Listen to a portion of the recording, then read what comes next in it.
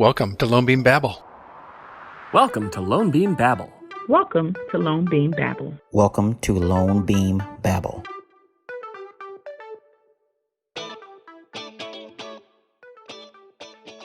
Hello, everyone. Welcome to LoanBeam Babble, your source for all things LoanBeam. I am Robbie Robertson. And I am Paul Sims. And on today's episode of LoanBeam Babble, we'll be talking with J.D. Maloney. He's an account executive here at LoanBeam. Very enlightening conversation. Had a good time, and I think you'll definitely enjoy it. Okay, well, welcome, J.D., to LoanBeam Babble. We thank you for coming here today to talk to us. Looks like you're enjoying yourself over in the house, as we are. Oh, absolutely. Why don't we kick it off by you just telling us a little bit about your background with LoanBeam. You know, how did you come to be? Sure. So I've been with the company since January, so going on 8+ months. Wow. Previous to that, I was in a mortgage-related vendor space as well for 4 or 5 years. So it's been a pretty easy transition. Very different company cultures, but great transition so far. And so what is your background? Where are you from? So background, I'm a Texas boy, born and bred, Really? originally from Austin. That's where I was raised and reared. And I've been up in the Dallas-Fort Worth area for the last, 15 years or so now, ever since I came up for school, and I've been here ever since. Nice. Yeah, So, for the viewers at home, JD walks around in cowboy boots. He's like a full-on Texan. I'm also a native Texan. I just cannot pull off the boots like Mr. JD here. It's one of those things. Saunters into the office. It's one of those things. Once you get used to them, they are super comfortable. So it's just part of the uniform now. It's the weirdest thing. You actually see JD push open doors like that, like he's walking into a Western bar. Yeah, it's very much saloon door style. Yeah, I don't know where the saloon doors come from. They just show up magically. JD Wanters little twirl like. All right, so obviously, as we can see, you're at home. So are we. We're dealing with the COVID kind of work from home. I don't know if we could call it crisis. It's pretty nice. Not a crisis for me. But we are all at home. So let me ask you, what's the most interesting thing that you have done at home to keep yourself entertained? Oh gosh. Well, we got a puppy right before COVID happened, and ever since then he's kind of been filling all the gaps as far as everything. Any downtime we have a little one running around. And our little one went from the size of a football to now being 75+ pounds. So he's a bull in a china cabinet running around the house right now. What kind of dog is he? He's a Chesapeake Bay Retriever. He's a bird hunting dog. That's a good one. Wow. Do you do a lot of bird hunting? Yeah, that's I would wait here. Here's one, and there's another one right there. Oh, 2 ducks. Oh, really? Wow. I was listening for a bird. There's like, a mallard right up here, up there. and then wow. there's I think I've got a redhead right here. But yeah, I love to duck hunt. Just bird hunting in general. It's something I grew up doing with my dad, and it's kind of stuck with me. It's become a bit of a passion. But having a dog who can do it with you is almost makes it that much more fun. Wow. And so where do you hunt? Anywhere and everywhere in Texas that I can go. Lots of public lands, occasionally going to West Texas to do a little dove hunting. It just depends on the season. And what do you use? Shotguns. It's all shotguns and decoys and things like that. Now I know, talking to Wes, who we interviewed, talking to Wes, I know that you guys have been diligently working with the LoanBeam clients, kind of really getting in there, getting to know everybody. Old hat for you at this point, 8 months. But how are you interacting with your clients now? Is that kind of changed since COVID happened? How are you doing about kind of getting out, reaching out to them, and kind of keeping them close to the vest? Sure. So there's a fair amount of discovery involved in it. In the initial phases, really getting to learn their process, getting to learn how they use LoanBeam and where they implement it in their system. Since then, I've kind of tried to work to become more of a customer advocate. So I'm there to help them understand how to make, how to get the ROI on their investment with LoanBeam, because essentially we are here to save them time and save them money. And then we've got a few perks like the rep and warrant that, add a little bit of insurance onto the back end. So it's really helping my clients succeed as far as using our application. And so, we are living in this COVID environment. It colors everything that we do. How have you noticed that COVID has affected your clients themselves?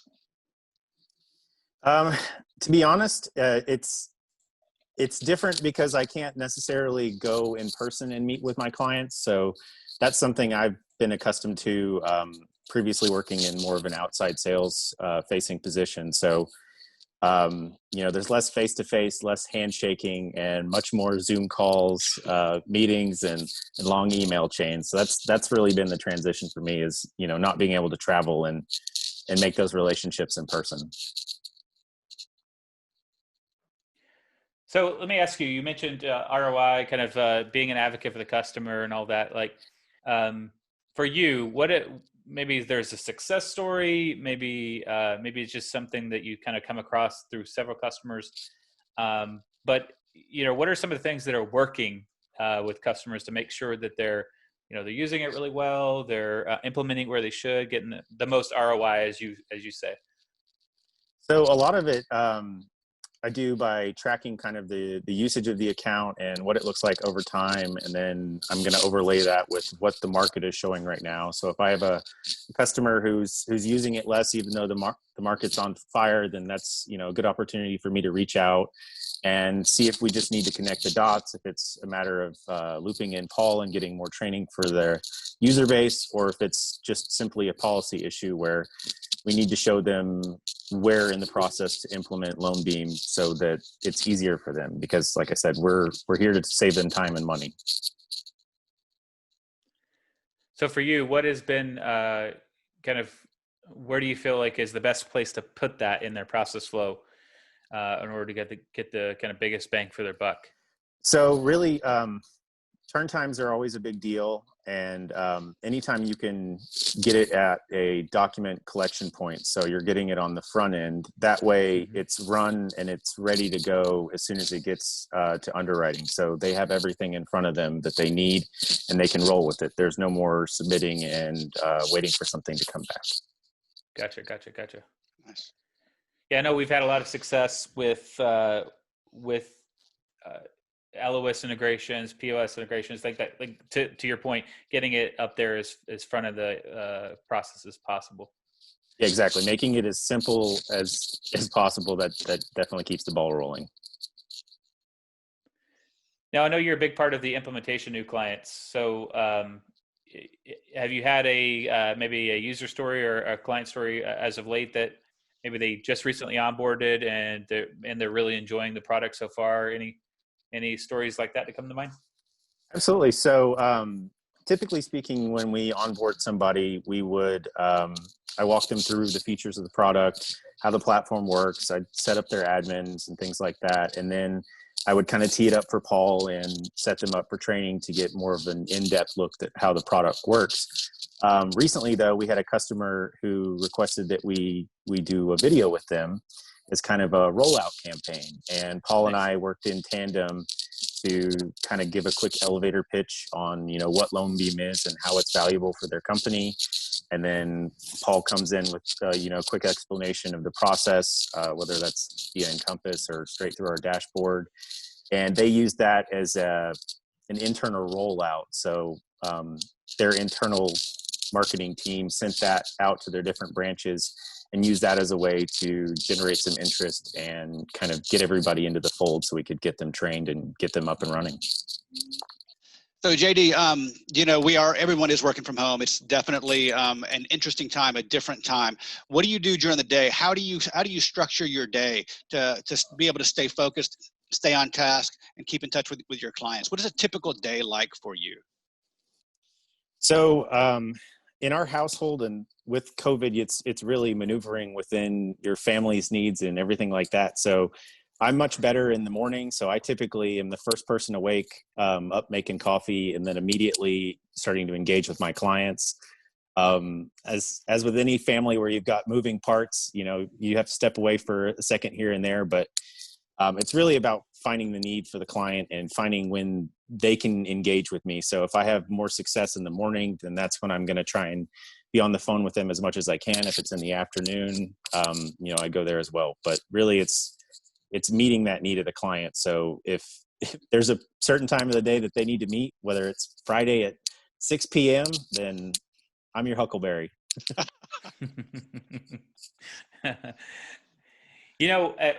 Something you mentioned just then is the kind of like sometimes you need to go away to help a kid with whatever. I know my kids are in school virtually right now, so they might scream, "I need help with this," so you have to go do that. But one of the things I noticed, which is nice about the working from the home, is like at lunch I might go take a walk. That's something I typically did in the workday. I kind of ate my lunch at my desk, kind of powered through the day. And Exactly. The idea is to maybe get out early enough to get home and actually see the kids. So, it's interesting that I have that opportunity now to do that, or even in the mornings, kind of be able to kind of ease into my day. What about you? Is there any kind of things you've noticed or maybe behaviors you've changed now that you have this opportunity to work from home? Have you changed any behaviors during your day because of that? Absolutely. No, I'm very much along the same lines where I used to, a lot of times in the office, I would get my lunch and I would eat at my desk and continue on. And you don't really get the break and kind of the fresh air. And working at home, I'm much more likely to, shut down for a minute and, eat lunch with my family. That's honestly, that's been one of the great things is Absolutely. We eat lunch and dinner together every day now versus, where everybody's traveling around and we've got multiple different schedules. We eat for dinner almost always, but lunch was a rarity. So it's been nice to be able to step back and, make lunch for the kids and hang out as a family. And then I can kind of refresh the batteries and hop right back into work for the afternoon. I mean, for me, I don't even take that much time at lunch either. Like it might be a 30-minute lunch, but it's like it's at actually the counter. faster. We're all around the counter. We're having, getting to talk. Yeah. I was doing a fair amount of walks before with the puppy, but since we've gotten to this kind of oppressive heat here in Texas, So bad. Walking at noon or 1 o'clock when it's 107 degrees is a little less appetizing. So those walks are usually in the morning or late in the evening when it's only 95. I've actually taken to at lunch. We live right near White Rock Lake, and I can go around the lake on my bike in about 40 minutes if I hit it fast. But man, and usually the heat doesn't bother me, but just the last couple of weeks, that heat really has gotten to me, and so there's no way to do that. But it is nice to have that option to be able to take a break because man, I've put on a few pandemic pounds, and so keeping active right there with you.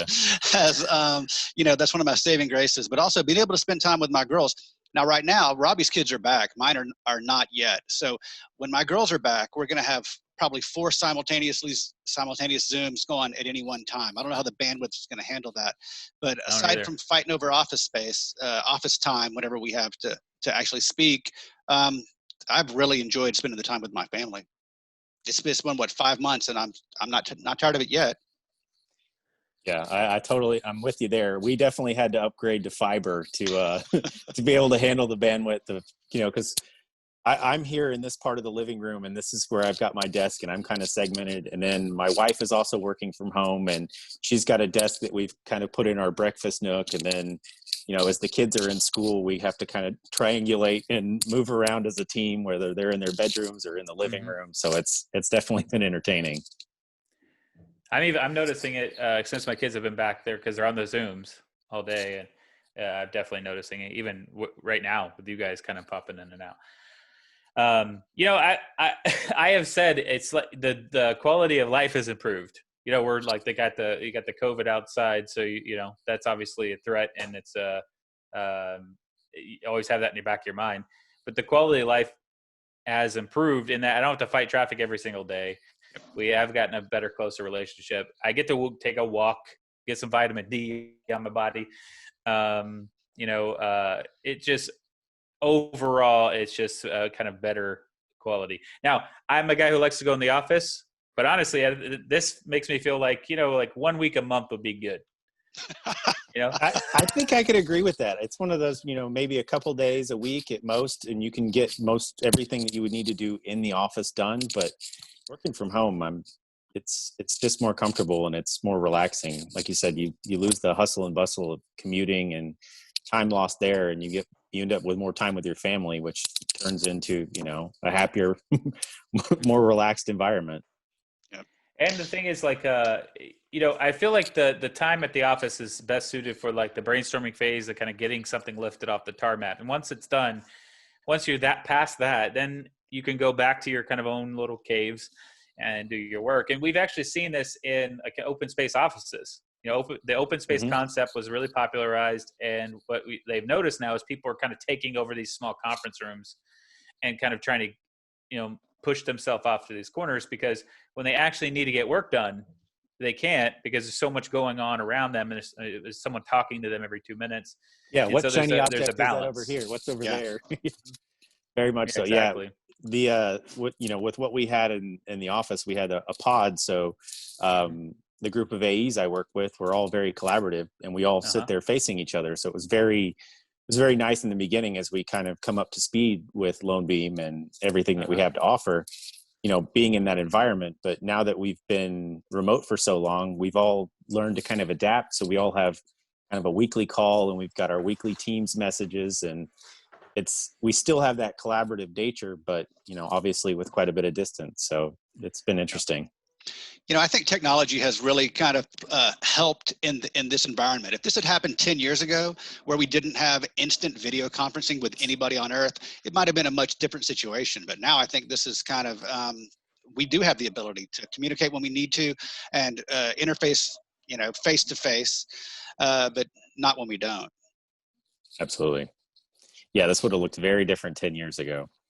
I'm trying to look to see what other questions we might have.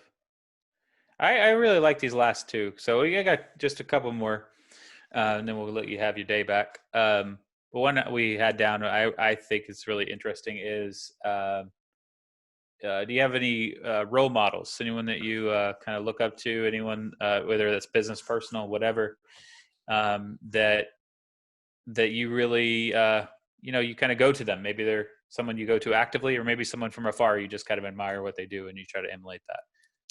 Not to punt and give the easiest answer, but I think it'd really be my father. With his career and everything that he's taught me, it's, life is a game of persistence, and, things that come easy are not always the greatest things, but the things that you have to suffer through. And he's kind of shown me that, sometimes the best things come with a little bit of pain. So, being persistent and getting through those things, life is better in the end.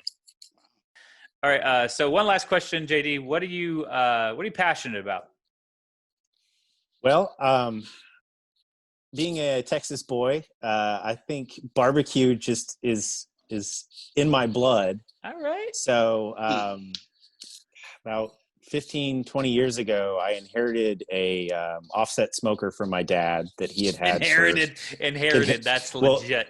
He transitioned to something much smaller, and it was one of those big heavy things that he didn't necessarily want to move. So it was like hey, if you want it, come down to Austin and get it, and it's yours. So I rolled down there and picked it up, and that was really my first attempt at ever really smoking anything, brisket, ribs, things like that. And I will admit the first couple go arounds were pretty rough. There was a lot of jerky made on accident in the smoker, some charcoal flavored things. But since then, it's just fun, and it takes a lot of time, and it's different, different piece of meat, different piece of wood. It's always variable. So it's very interesting to me. And I've got a big offset smoker now in the backyard that, whenever we move, I have to move in a motorcycle trailer because it weighs about 900 pounds. But wow. Yeah, my wife knocks on me because she says it's big enough to where I could feed the neighborhood, but I rarely want to feed the neighborhood. And I'm thinking, well,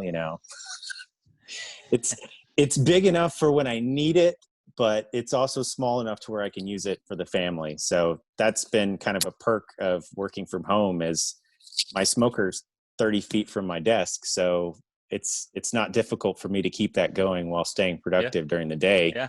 Just and pop in and out. Play into that. My inner child is a pyro. I get to play with a fire. I'm with you there. I get to play with a fire for an extended period of time. I'm a bit of a firebug myself. And the result is great tasting food. So sign me up. Well, so, look, after this is over, I think that you're going to have a very select group of your colleagues over, because I'm definitely interested in this. Absolutely. I'd be happy to bring some in. So are you a dry rub, or are you a saucy guy? I am very much a traditionalist.